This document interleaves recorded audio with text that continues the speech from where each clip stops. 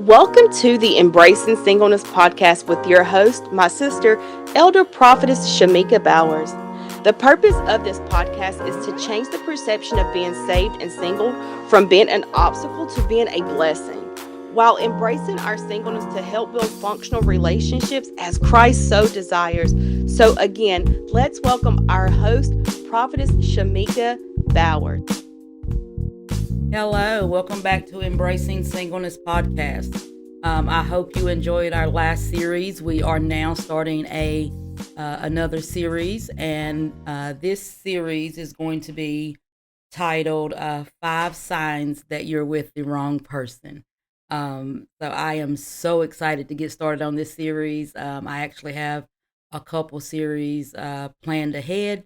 The 5 W's of embracing your singleness was our last one. So if you have not got your journal and you're just now tuning in for the first time, please go back and get your journal and start with the 5 W's so that you can continue on this journey with us. But journaling is a big thing.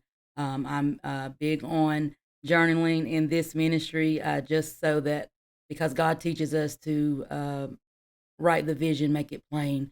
And this is going to be something that can be ongoing because as you continue to grow, you can go back and ask yourself those very same questions. And I guarantee you, your answers are going to change if you are doing the work and applying yourself. So let's get started on this next series. We're going to have this series again is labeled 5 Signs That You Are With the Wrong Person. And that does not necessarily mean in a romantic relationship. It is any type of friendship, relationships with your family, um, of course, dating. If you are embracing your singleness, there are five signs that you are with the wrong person. So basically, I'm telling you what 5 signs to look at that are actually red flags. It means stop. Red flag does not mean proceed with caution. If you drive like me when I was younger, it meant speed up and get through the traffic signal. But no, we are talking about red flags, which means stop. So the first sign that I want to cover is if they aren't consistently pursuing Jesus. That is red flag number one. As I say, I don't throw scriptures at you, but whatever I teach on or record on is based on a scripture. So for this one, we're going to be looking at Proverbs 27:12, and it basically says, "Wise people see trouble coming and get out of the way, but fools go straight to the trouble and suffer for it." So basically, there are two type of people in the world. You have wise people, and then you have foolish people. And we have all been foolish at one time or another. Um, more than one on one occasion, on more than uh, one situation, we have all been foolish at times. But our goal here is to give you great teaching so that you can be wise and make wise decisions for your life to avoid hitting the brick wall and to avoid breaking your own heart. So the first one, again, the red flag is um, the person isn't consistently pursuing Jesus. So what does it mean to pursue Jesus? What does it mean to pursue? Pursue means we never stop. Pursuing means that we are every day, we're waking up and we're trying to see how we can please God, what we can do to build our relationship with Christ. We're doing it daily. I tell people um, you have religion, and then you have relationship. And those who pursue Jesus are in a relationship with Him. And Jesus, listen, when we're in a relationship, I say it all the time. We can't just You can't just talk to me one time a week and think we're in a relationship. You can't just call me when you need me and think we're in a relationship. A relationship is something that you get to know one another, you talk to one another, and you listen. You talk and you listen.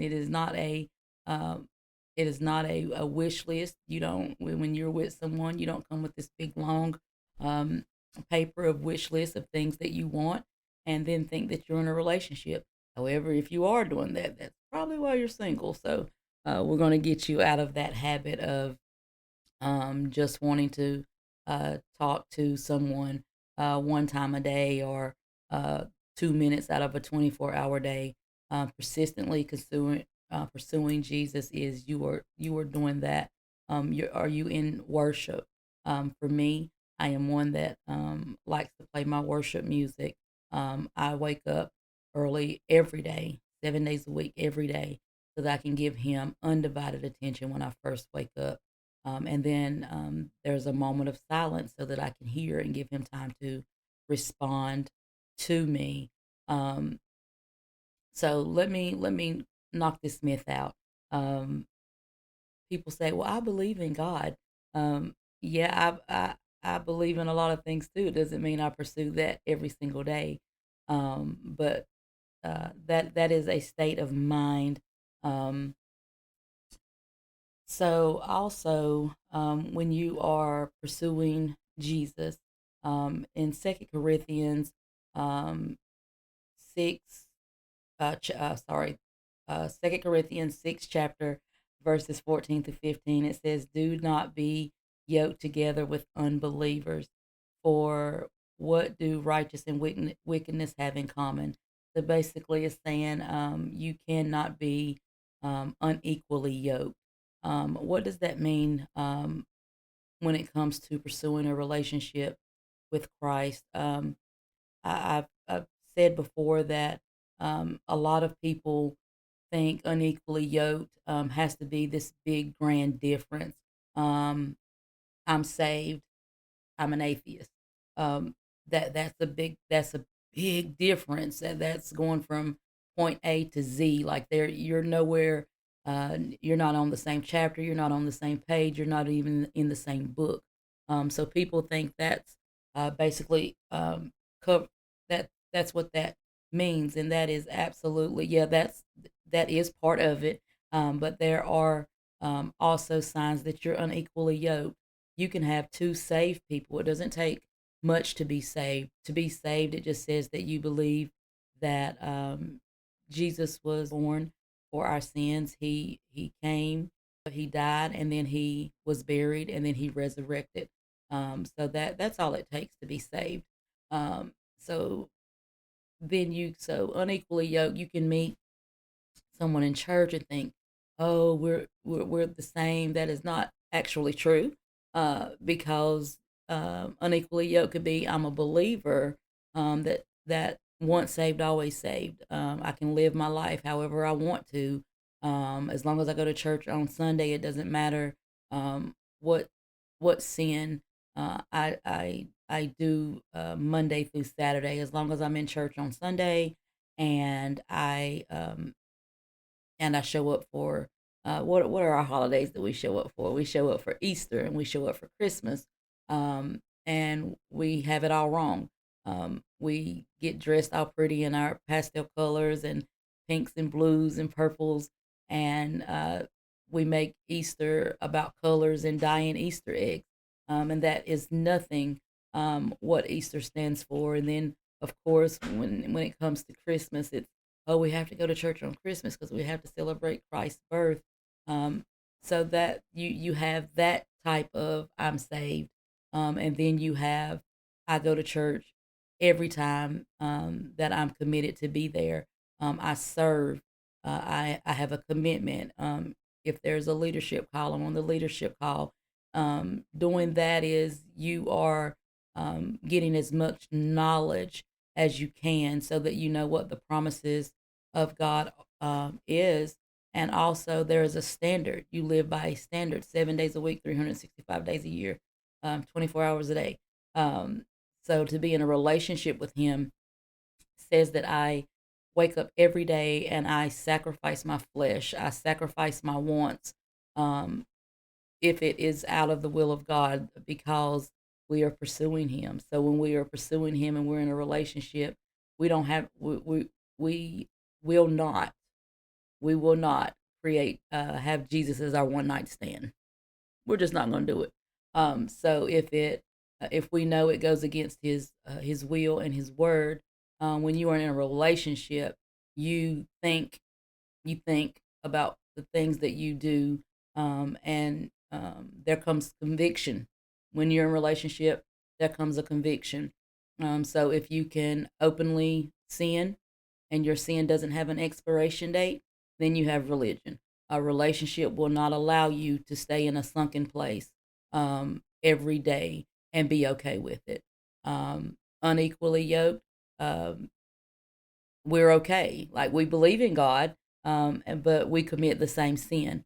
So therefore, it's okay.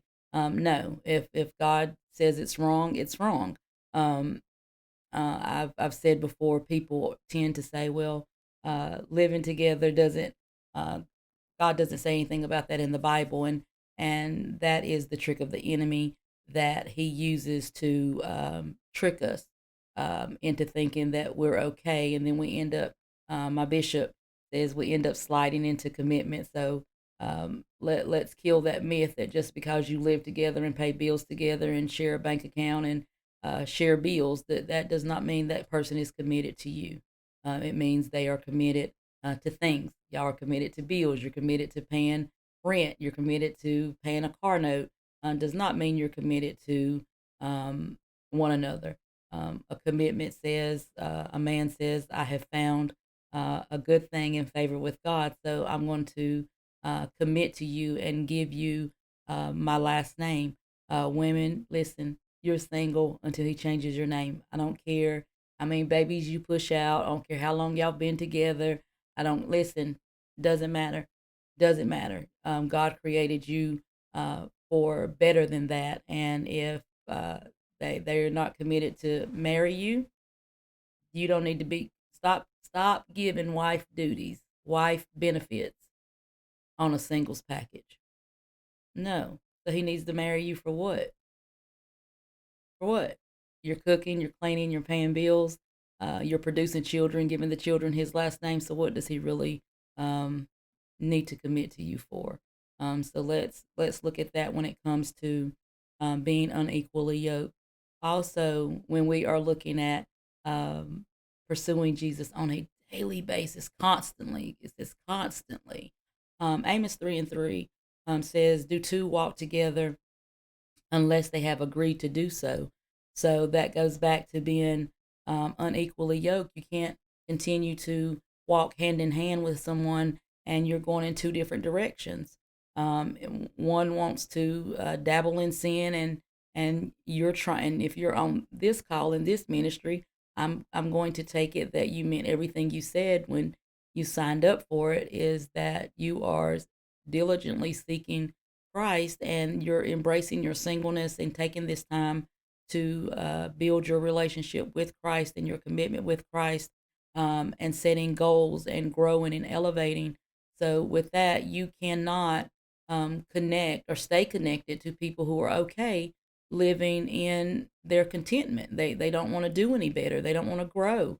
They want to continue to just live with you. They want to continue to just have sex with you. Um, you can't do that. You're not going to grow. Um, so the one with the more powerful spirit will win. So if you're new and you're trying um, this Christianity and having a relationship with Christ, I don't care how long you've been with Mrs. or Mr. Jones. It doesn't matter. If they are not on that same level of commitment, you will be stagnant. So yeah, sometimes pursuing Jesus means there are people that you may have to cut off because they do not believe the way that you believe. So you I guess the bottom line is, it don't give them your heart. Don't give them your heart if God doesn't have theirs. Listen, if a person can't commit to God, to Christ, someone who died for them, they can't commit to that. What makes you think they'll commit to you and stay committed? So I'm one that says, I've said it before, and if you've been on my podcast or been on Embracing Singles Zoom, which is every other Monday, I will tell you real quick um, that you will know with me. Listen, I sit back and I watch your relationship with Christ. And if I'm talking to you on a Sunday and I ask you how was church and you tell me that you didn't go because it was raining outside, say what? Your commitment changes based on the weather? No, because the winter time will come. So if you don't like the cold, your commitment to me will change? No. So I do look at that, and that is one thing that you need to look at. How is this person committed to God? Because that's going to tell you how committed they are going to be to you. Period. Period. That's the bottom line. They have to consistently pursue. They are chasing after him. They want more. They want greater. Um, so that red flag number one is the biggest thing. And let me say this before I close out.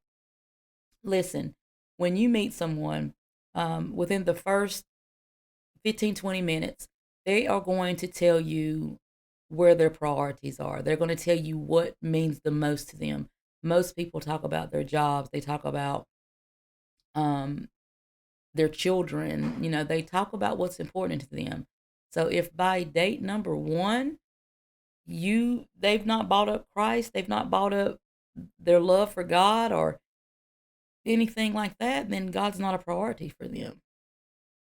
So with that, red flag, I don't care how cute they are. I don't care how cute she is. I don't care if her body's banging. I don't care if he's fine and smells good. There should not be a date number two. If you're in relationship with Christ, there's somewhere in that conversation that you will bring it up.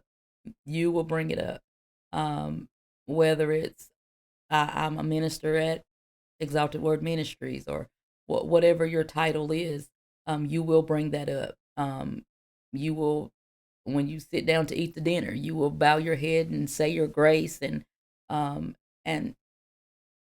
throughout the date, you will be able, if you can sit at a table with someone who does not show that they are saved, because words are very minimal. They don't hold a lot of weight. Because I can tell you that I love the Lord and He's good to me, and I wake up every morning. I can tell you all of that. But can I see Christ in your life? Doesn't matter where you're at. If you run across someone in the grocery store, if they are consistently pursuing Jesus, you are going to be able to tell that this person is different. They walk different. They talk different. They carry themselves different. So you will know if they don't have that in the date. Hit the block button, and let them go ahead and be someone else's headache for down the road, because that is not the one for you. So basically, that is all I have for red flag number one. That this is just the podcast. If you'd like to hear more of the teaching in depth, please make sure you join us on the second and fourth Monday of every month via Zoom at 7:30 p.m.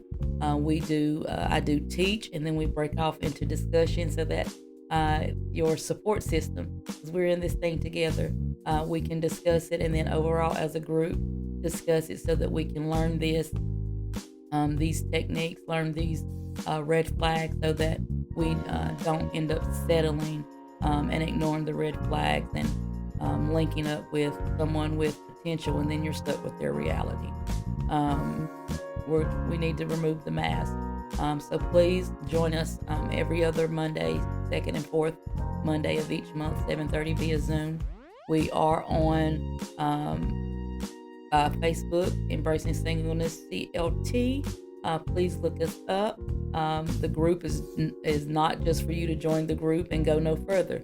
You need the group, you need the Zoom, and you need the podcast so that we can be successful at our next level in life of embracing our singleness.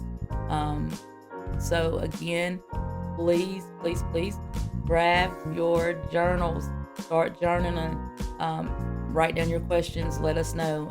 If you're in the group, you can shoot us a question anonymously, and I will try to answer to the best of my ability. If I don't have the answer, I guarantee you somebody in our group does. And you can do that anonymously, but we can do this together. As I always say, God is the greatest power and you are not defeated. Until next week. Bye-bye. You have been listening to the Embracing Singleness podcast with Prophetess Shimika Bowers. We ask that you follow us on Facebook, Spotify, and YouTube.